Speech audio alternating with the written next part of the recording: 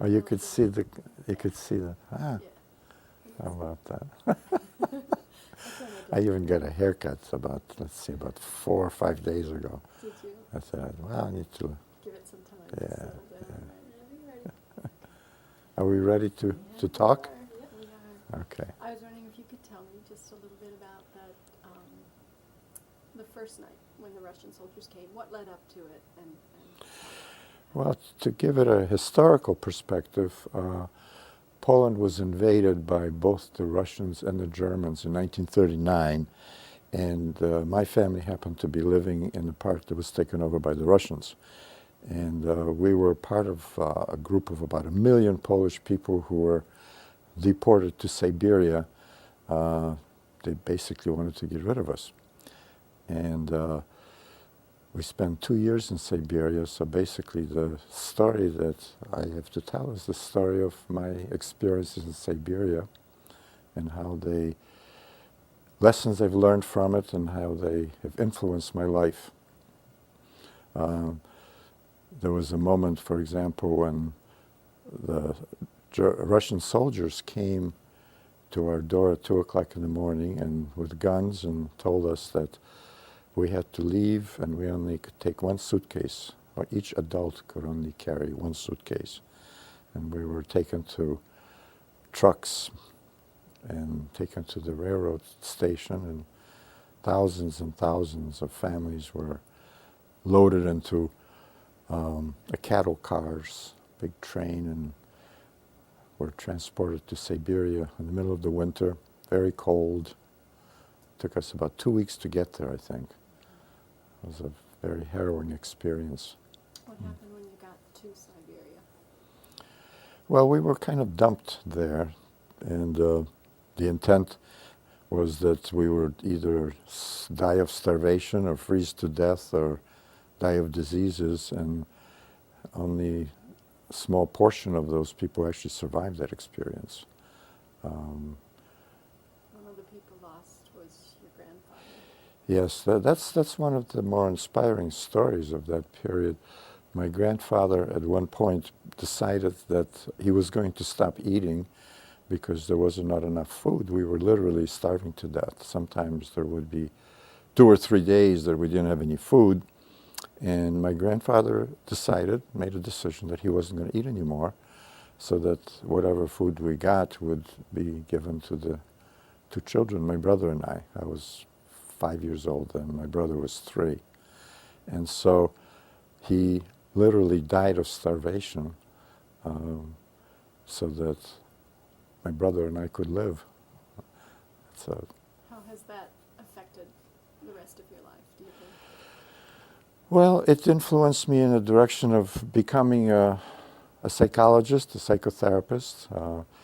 After we came to this country, I spent time training to be a psychologist and worked as a psychologist for some 40 years, basically dedicating my life to helping other people. I retired about 12 and a half years ago, and I've continued working as a volunteer and have done a lot of interesting things. What if you had the opportunity to go back and change anything? What about that experience do you think you might change? I know I'm throwing this question at you. So. Which experience? Siberia, the whole experience, the whole of everything. Is there anything you would change, or would you go back and do it again? Or I don't think I would change anything, no. I think that I learned a great deal from that experience. Many lessons were learned from that, and that's basically what the book is about. Each chapter is a lesson that I learned from Siberia, and I feel like at this point in my life, I feel an obligation, a need to pass this knowledge, this wisdom, these lessons to other people. Originally, when I started working on this book, it was more like a manual or a textbook, and it was not very interesting. It didn't look very like an interesting book like anybody would want to read, until I found Mary, my co-author, who is a wonderful writer, and out of this textbook or manual, she made a book that's now very interesting to read. She put life into it because she's a good writer. I guess the only other thing I was interested in is if you could just say a little bit about what radical gratitude is to you, or how you see that, what that means to you. Yeah, gratitude is a fascinating concept. It plays a very important part in my philosophy, that what makes life meaningful and what can motivate you to help others is gratitude for all the things that you have received in life, all the things that other people have done for you. But one can go beyond that and look at radical gratitude, which is gratitude for the things that happen to us that are painful, unfortunate, bad things that happen to us. If we look back on those events, we can learn a great deal from them, and that every painful experience in our life can be a very valuable lesson. And that's how I look at Siberia, that it was a very painful, difficult experience, but yet it provided me with some very valuable lessons. And so I'm grateful for that, and that's gratitude. That's radical gratitude. Perfect. Thank you. I think that's all we need. Was there anything else you wanted to add? Or? No, I think that's it. You look very nice. Oh, thank you. All right, and anytime you're ready. Okay. Hi, Maggie. Thank you for believing in the book. I just had to say that. I think that the way that this book affected me, or the big effect that I had in writing this book, was being truthful. I felt a big responsibility. I've never told someone else's story for them. And this is Andy's story, and this is his life. And I felt a real responsibility, that's the best word I can think of, to get it right, to tell his story. In the beginning, we had the book set out as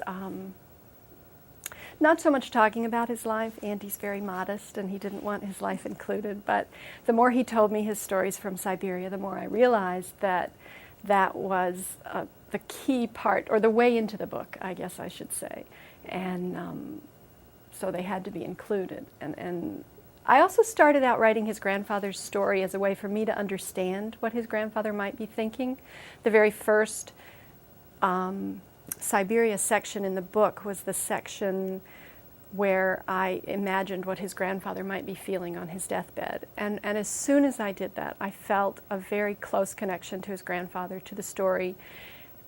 And I hadn't really intended that as the way in, but when I showed it to Andy, very nervously, because here I was taking his grandfather's life and imagining it. I was very nervous when I first showed him that. He thought it was great, gave me the courage to keep writing and keep trying to imagine his mother and his grandmother and his brother and even him as a child.